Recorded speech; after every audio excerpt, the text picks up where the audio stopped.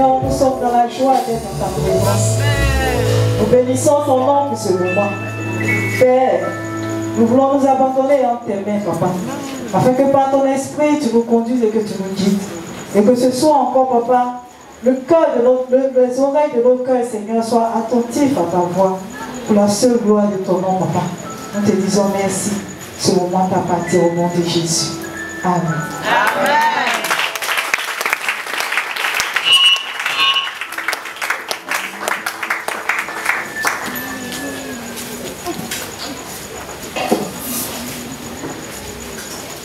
Alléluia.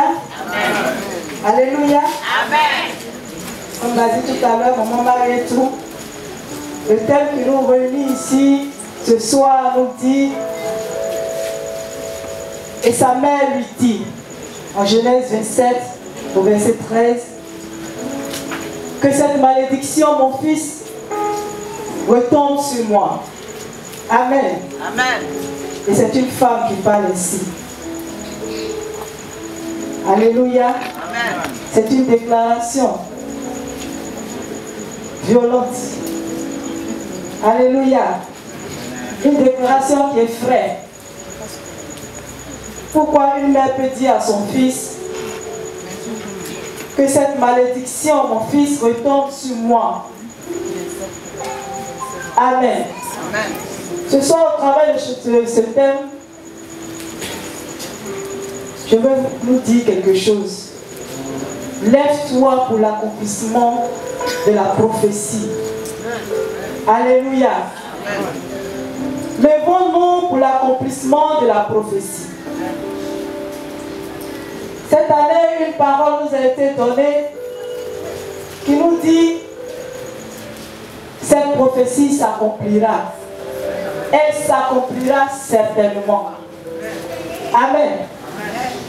Et c'est notre Père qui a déclaré cette parole sur notre vie pour cette année 2017. Et tous, nous sommes à l'attente de l'accomplissement de la prophétie. Certains ont déjà reçu. Parce que beaucoup rendent témoignage déjà. Beaucoup encore attendent. Mais pendant que nous attendons, qu'est-ce que nous faisons? Devons-nous rester couchés pour attendre l'accomplissement de la prophétie? Ou bien est-ce que nous devons nous lever? Alléluia. Amen. En février, le thème nous disait, sois à ton poste et souviens-toi du premier miracle. Alléluia. Amen. On n'est pas couché quand on est à son poste. On ne dort pas quand on est à son poste. On est éveillé quand on est à son poste. Alléluia. Voici la première parole qui nous a été dite pour que la prophétie s'accomplisse dans notre vie. Sois à ton poste et souviens-toi du premier miracle. Et en mars, cette parole nous disait, la profondeur révèle la hauteur. Ah. Enfin, on dit on est à notre poste. Toute profondeur. Mais c'est vrai, quand tu es à ton poste, comme Habakkuk pouvait le dire, je suis sur la tour et je veille. Quand on est sur une tour, beaucoup de choses peuvent se passer. On est à la brèche, on est sentinelle, on veille sur la sécurité des autres. Alléluia. Nous sommes les premiers à voir le danger venir. Mais c'est une profondeur. Pendant que les autres dorment, toi tu veilles. Pour ne pas qu'ils soient surpris. Alléluia. Et ce mois, il nous dit, travaille à l'exploit de ton miracle. Ah, tu es sorti de profondeur. Tu es arrivé sur la hauteur. On dit travaille à l'exploit. Ça veut dire que ce n'est pas fini. Il ne faut pas penser que tu es arrivé et que tu vas baisser les bras, tu vas dormir. L'autre côté, il ne dort pas. La Bible dit qu'il rôde comme un lion rugissant, cherchant qui dévorer. Alors nous aussi, nous ne devons pas dormir. Nous devons travailler, continuer à rester en éveil. Alléluia, pour que cette prophétie puisse s'accomplir dans notre vie. Et ce soir, le thème qui nous conduit nous dit, et sa mère lui dit, que cette malédiction, mon fils, retombe sur moi. Amen. Amen.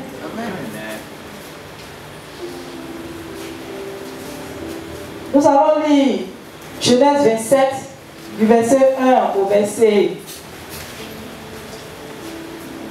13. Nous allons lire plutôt du verset 1 au verset 5.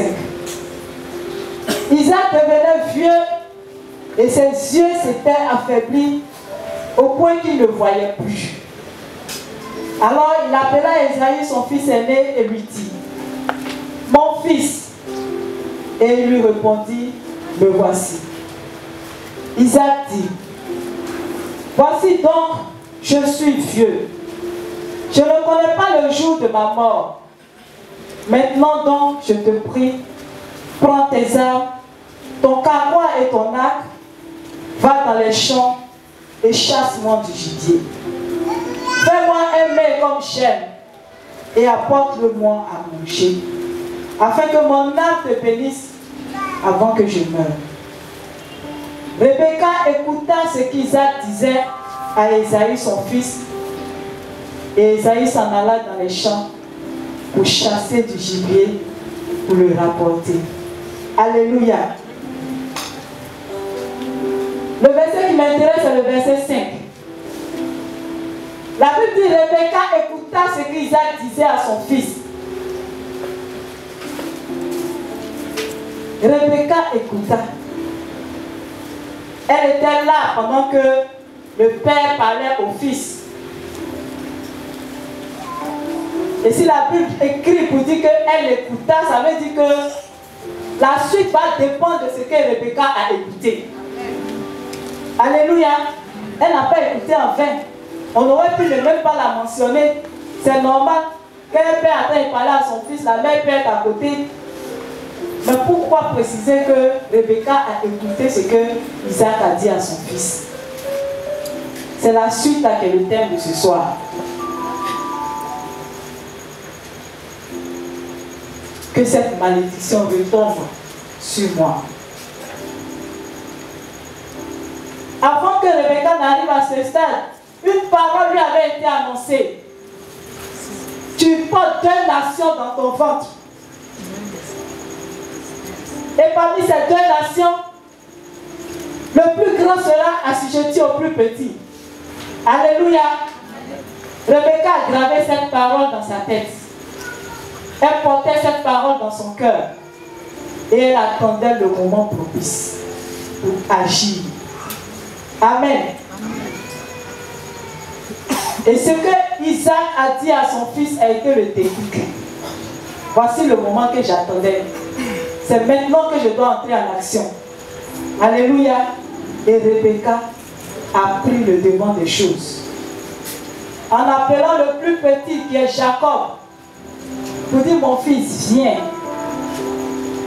C'est maintenant qu'on va nous voir. Il y a longtemps que tu es assis dans la tente. Tu es tranquille. Et ton frère va à la chasse. Il apporte du gibier. Et nous mangeons. Mais aujourd'hui, le gibier, c'est toi qui vas l'apporter. Le gibier de la bénédiction. Le gibier qui va changer ta vie. C'est toi qui vas l'apporter. Jacob voulait hésiter. Alléluia. Il voulait distraire sa maman. Il dit, ah, c'est vrai que mon papa ne voit plus. Mais il sait nous reconnaître. Esaü a des poils sur le corps, partout. Moi, je n'ai pas de poils. Et il reconnaît la voix de son fils. Comment pourrais-je tromper mon père? C'est à ce moment que la maman prend le risque de porter la malédiction. C'est en ce moment qu'elle prend le risque de faire maudire son fils. Parce que quand Isaac constaterait que ce n'est pas Esaü, que c'est Jacob, au lieu de le bénir, il allait le maudire. Mais elle, s'il te maudit, c'est moi qui serai maudit, c'est pas toi. Alléluia. Quand je disais, lève-toi pour l'accomplissement du miracle, nous devons nous lever pour que le miracle s'accomplisse dans notre vie. Rebecca a su se lever à temps. Elle a su se lever au moment favorable. Le moment que Dieu lui-même attendait pour faire passer le plus jeune devant le plus grand. Alléluia. Et dans la Bible, nous avons 4 personnes. Ce soir, je vais parler de 4 personnes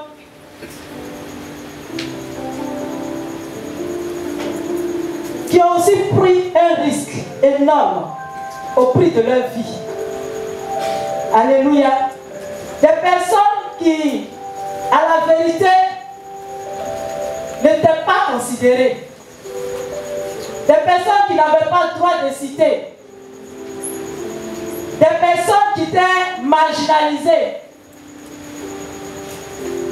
Parce qu'ils étaient écartés de la ville à cause de ce qu'ils portaient quelque chose sur leur corps. Alléluia. Nous allons prendre le livre de 2 Rois 7 à partir du verset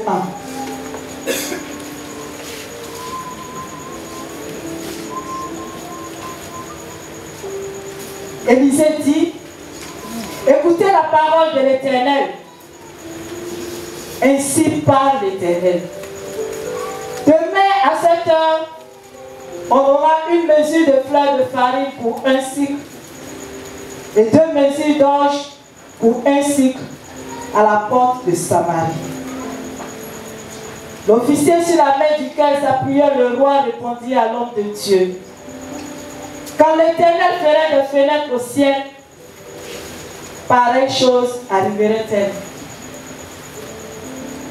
Et Élisée dit, tu le verras de tes yeux, mais tu m'en... Il y avait à l'entrée de la porte 4 lépreux qui se dirent l'un à l'autre, quoi? Resterons-nous ici jusqu'à ce que nous mourions? Si nous songeons à entrer dans la ville, la famine est dans la ville, et nous y mourrons. Et si nous restons ici, nous mourrons également. Allons nous jeter dans le camp des Syriens. Si nous laissons vivre, nous vivrons. Et si nous font mourir, nous mourrons. Il partit donc au crépuscule pour se rendre au camp des Syriens.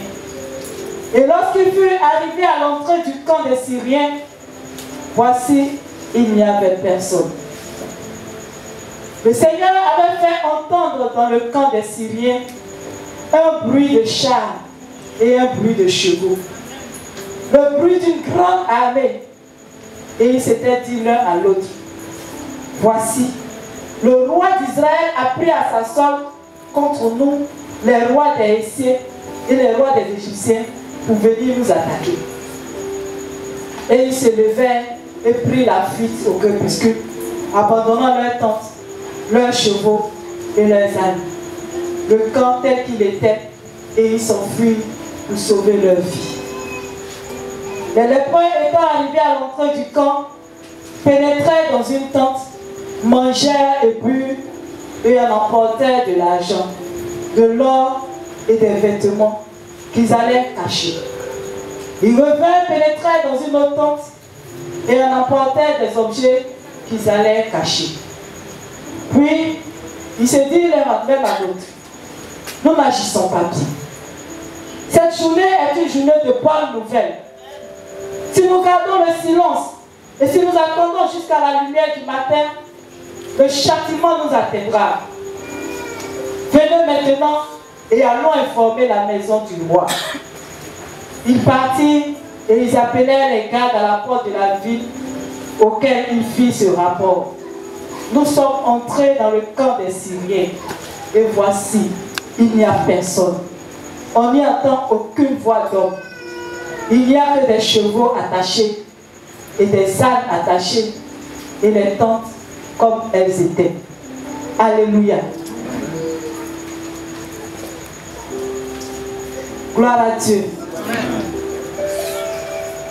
Voici 4 personnes vraiment sur qui personne ne mise, que personne ne considère, mais qui vont participer à une grande œuvre. Le salut de tout un peuple. Alléluia. Amen. Le chapitre commence par une parole donnée par un homme de Dieu.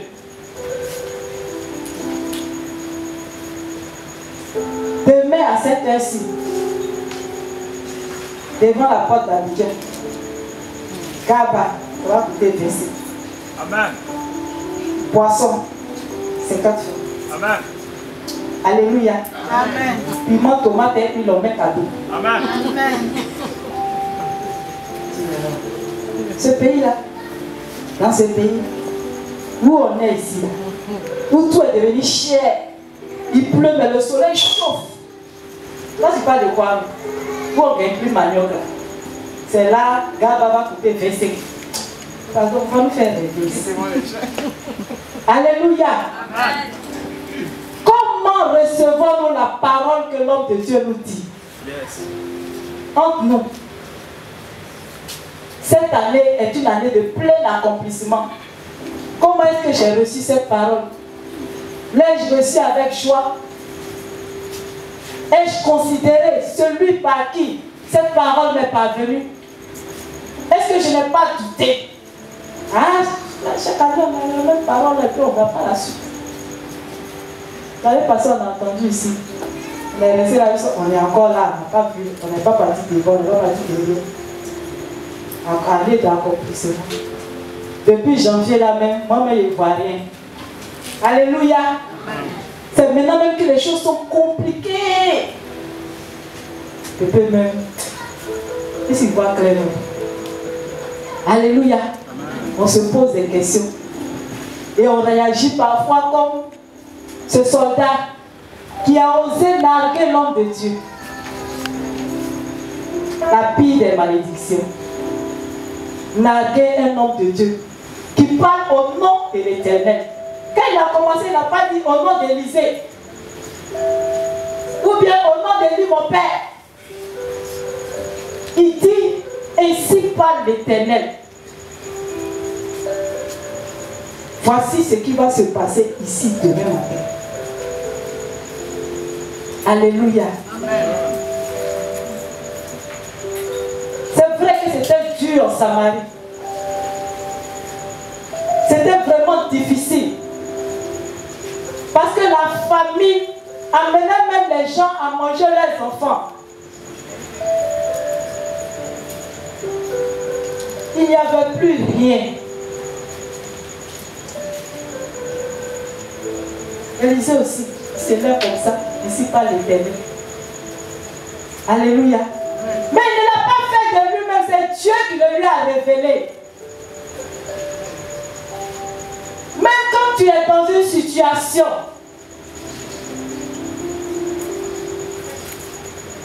de misère absolue, et quand Dieu te dit, l'homme de Dieu te regarde et dit, hé, ma fille, c'est toi qui vas prendre l'avion bientôt.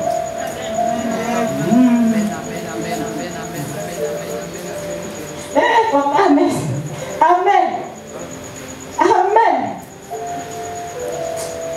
Cher, ça, on a entendu ça beaucoup. Chaque jour, on me dit, je vais prendre l'avion. Matin, là même, là, je n'ai pas encore eu d'argent pour manger. À ticket, c'est comme ça. Moi, je suis là, j'ai faim. Il laisse un peu, mais le propriétaire me chasser de la maison. Tu dis, il va prendre l'avion. L'avion là, il y a un passeport en fait. Tu as fait le faire passeport. Tu as fait billet d'avion. Tu as fait où tu vas dormir. Je connais qui, où avion descend là et puis je vais partir. Alléluia. Parce que le réseau est tellement brouillé que tu ne peux même pas imaginer que Dieu peut te tendre la main.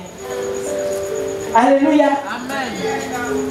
On ne peut pas imaginer que Dieu peut nous tendre la main. Mais Dieu, il fait ce qu'il veut, quand il veut, comme il veut. Une fois, notre Père nous a dit ici, la prophétie a sonné. Comment ça va s'accomplir? Pas ton problème. Et c'est la vérité. Comment il va faire? Et puis tu as monté d'avion. Ça, c'est pas ton problème. Crois seulement. Attache la parole à ton âme. Saisis-la. C'est mon Père qui a parlé. Et c'est Dieu qui l'a envoyé me dire cette parole. Dieu lui-même dit que la parole qui est proclamée ne retourne pas à lui sans avoir porté du fruit. Si cette parole ne s'est pas accomplie, elle ne peut pas retourner à lui. Alors je crois que cette parole est mienne et qu'elle se réalisera. Au nom de Jésus. Amen. Amen. C'est comme ça que nous devons réagir. Pas comme ce soldat. C'est vrai que la situation était difficile. Mais c'est l'homme de Dieu qui a parlé. Pourquoi depuis il n'a pas parlé? Et puis c'est aujourd'hui, il est venu te dire ça.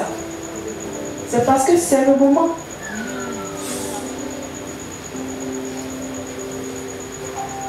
Isaac, il y a longtemps, il ne voit pas. Il est là. Mais c'est un jour, il a jugé que le moment est venu de bénir mon fils. Parce que je ne sais pas si t'aimais, je vais partir. Rebecca aussi a écouté. Elle dit, ah, c'est le moment. Mais quand le moment arrive, il faut bien que je prenne une décision. Alléluia. On dit, je vais prendre l'avion. Mon père me dit que moi, je vais voyager. Mais le peu d'argent que je vais avoir, c'est comment faire pour aller faire mon passeport en attendant. Parce que je ne sais pas à quel moment m'appeler pour dire, viens. Donc, je vais grouiller pour faire mon passeport pour garder.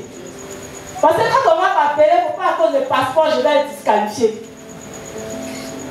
Alléluia. Tu t'apprêtes. Tu marches dans la prophétie. Tu prends une décision et tu adoptes une attitude. Yes. Alléluia. Amen. Et c'est ce que ces lépreux ont fait. Et ils n'ont pas entendu prophétie là-haut. Parce qu'eux-mêmes, ils n'ont pas le droit d'entrer dans la ville. À plus forte raison, aller s'arrêter à côté du roi. Donc ils n'ont pas entendu la prophétie. Ceux qui ont entendu aussi, eux de veiller pour voir ce qui va se passer, ils sont allés dehors. Parce que pour eux, Élisée, il avait envie de parler, mais il allait s'arrêter pour raconter sa vie. Nous, on a faim depuis combien de mois? On ne mange pas. Les gens sont assis à notre porte. Alléluia. Depuis tu es né dans ta famille, on dit on ne se marie pas. Ici, là, quand tu es arrivé trop loin, c'est CM2. Parce qu'il y a quelqu'un qui a siégé votre bénédiction. Et il est là, il s'est dit que tant que lui il vit, toi tu ne peux pas réussir. Et puis on t'annonce une parole comme ça. Mon fils, demain on va t'appeler pour le travail. Et tu dis, oh, ça c'est pour me tuer maintenant. Enfin on dit chez nous on ne travaille pas. Toi tu peux me dire qu'il y a un travail. C'est que demain il y a bruit. Tu as gâté dans ton affaire. Alléluia. C'est vrai, ils ont dit. Pour les autres, ça a marché, mais si toi, c'est le terminus. Arrivé sur toi, c'est fini. C'est un nouveau départ. C'est une nouvelle génération. Les choses anciennes sont passées. Parce que tu as accepté Jésus-Christ de Nazareth. Celui qui a reçu le nom au-dessus de tout nom. Celui qui dit, maladie, passe, guérison, viens. Alléluia. Amen.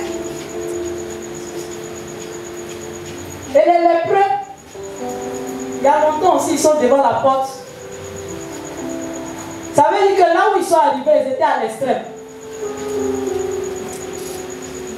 Ils savent que où ils sont là, c'est la mort qui les attend. Donc il faut faire quelque chose, même si Cabri, même quand on veut le tuer, les luttes est pour. C'est débat. Tu n'as pas laissé, c'est vrai, la mort arrive, tu as laissé là, la mort prend moi. De toute façon, c'est fini. Il faut te débattre un peu. Ils se sont levés. Ils ont pris une décision.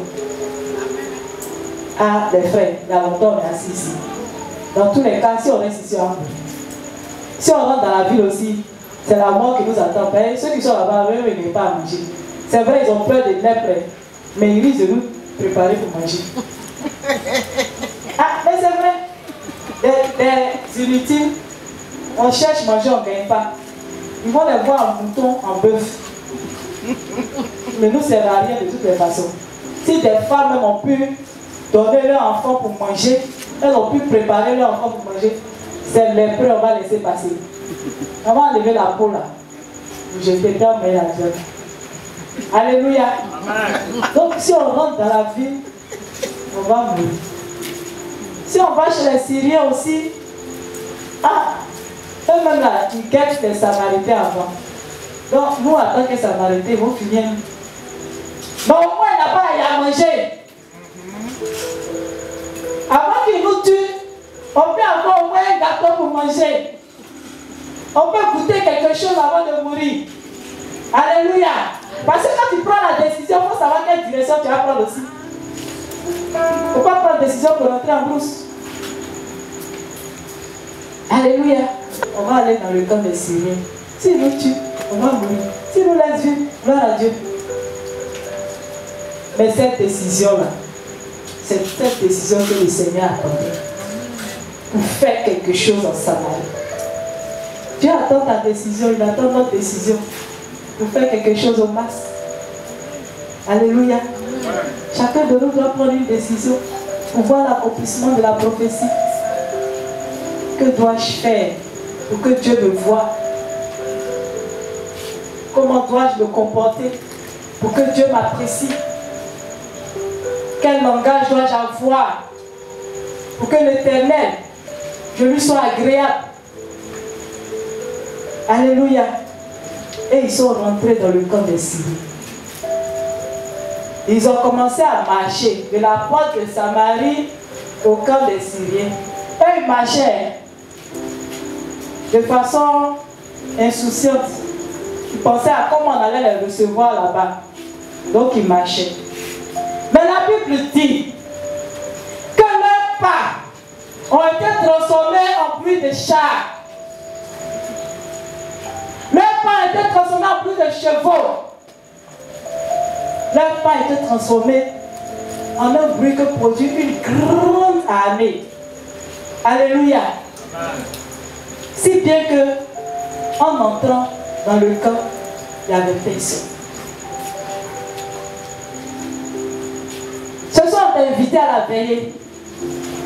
Dieu merci, tu n'es pas resté à la maison. Parce que le déplacement que tu as effectué a produit quelque chose derrière toi. Amen. Alléluia. Amen. Le déplacement que tu as effectué a changé une situation. Amen.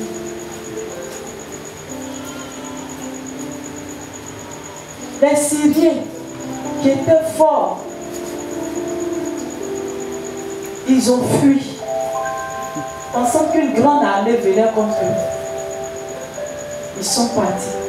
Ils n'ont même pas pris aiguille. Genre, si je retourne dans ma tente, les gens vont me trouver, ils vont me tuer. Manger, bijoux, quoi. Tout ça, ils ont laissé, ils sont partis. Voilà les preuves qui entrent dans la vie. Est-ce que tu sais qui Dieu va utiliser pour te bénir? Amen. Tu sais qui Dieu a préparé dans le secret pour t'apporter la bonne nouvelle? Amen. Tu ne connais pas. Donc, il ne faut pas me mépriser. Peut-être c'est moi qui dois t'apporter la bonne nouvelle. Alléluia. Amen. Il ne faut pas me chasser quand il vient chez toi. Il ne faut pas me négliger.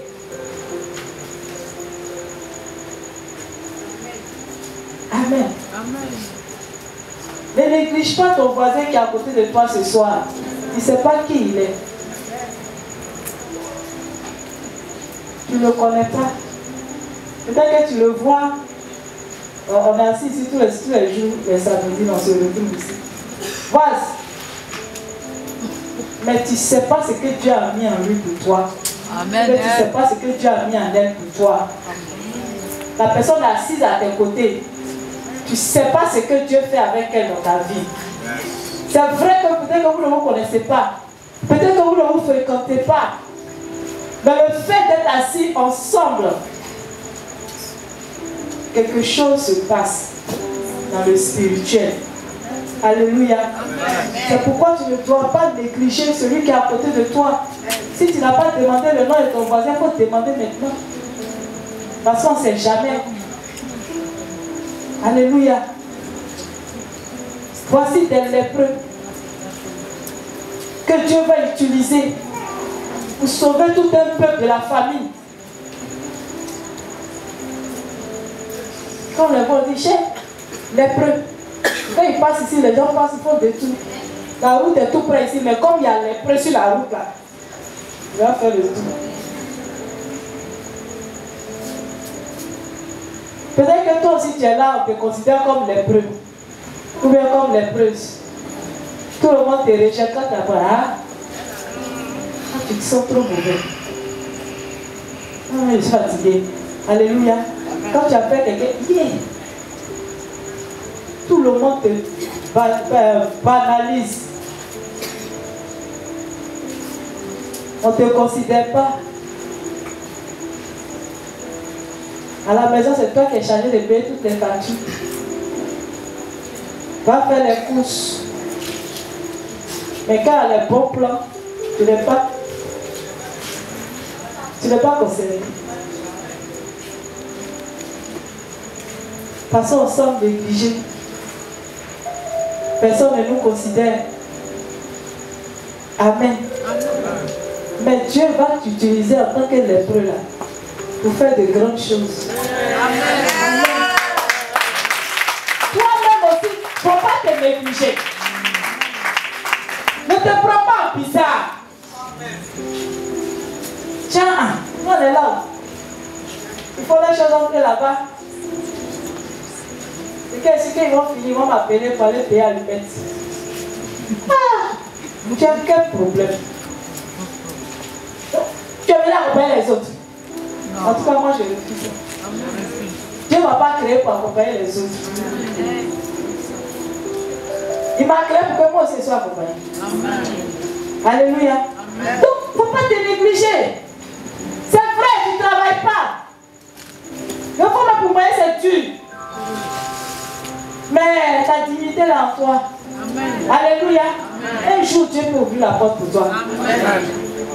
Alors ne te néglige pas. Prends-toi au sérieux. Amen. Prends-toi au sérieux. Fais-toi respecter. Les lépreux sont rentrés en Syrie. Ils ont commencé à se servir. Aïe. La charité, bien, on commence par soi-même. C'est nous, on a vu. On va y rassasier d'abord.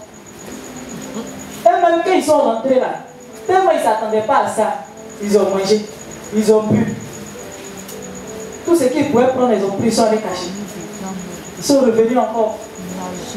Quand ils ont vu que c'était trop bien, nous seuls, on ne peut pas finir ça.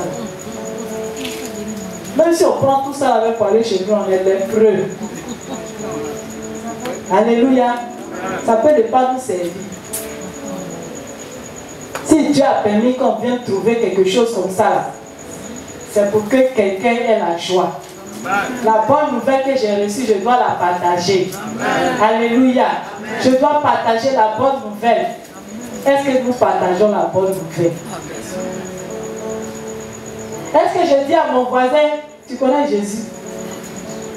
Moi seul, je viens tous les samedis, je m'assois ici. Mon grand-père me donne des révélations. Il me bénit avec la parole. Je suis tellement contente. Je suis rassasiée.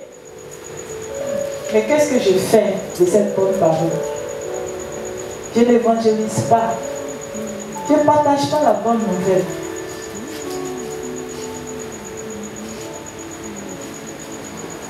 Je suis assise dessus. Comment l'autre peut entendre et puis il va se lever aussi. Alléluia. Amen. Ou bien Dieu m'a béni. On a prié pour moi jusqu'à... Dieu m'a fait grâce et il travaille. Maintenant je suis trop occupée.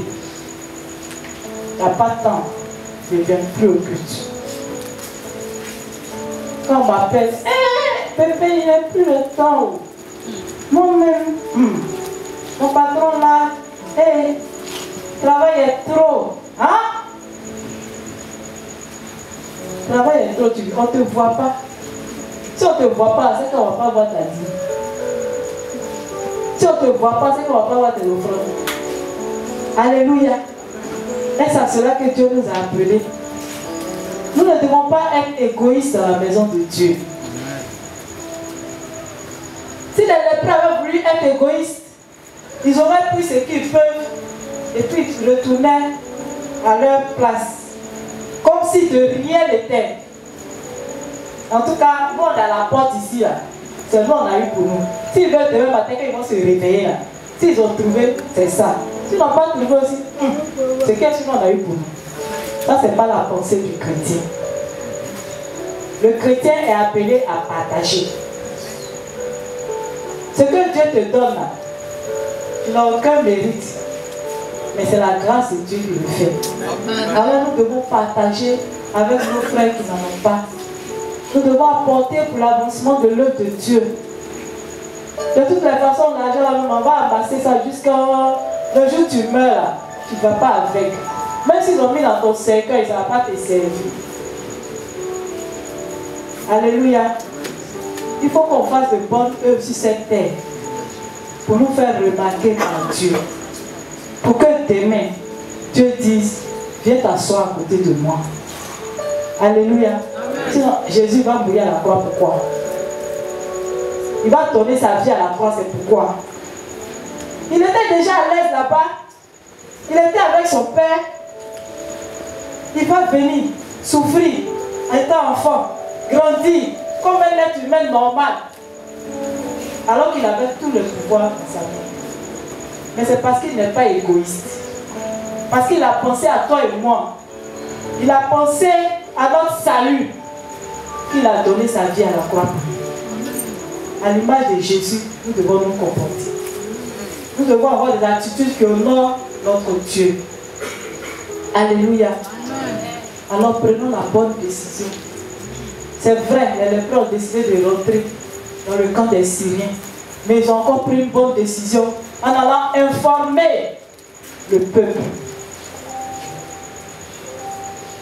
Quand ils sont allés trouver les gardes pour dire voici la situation.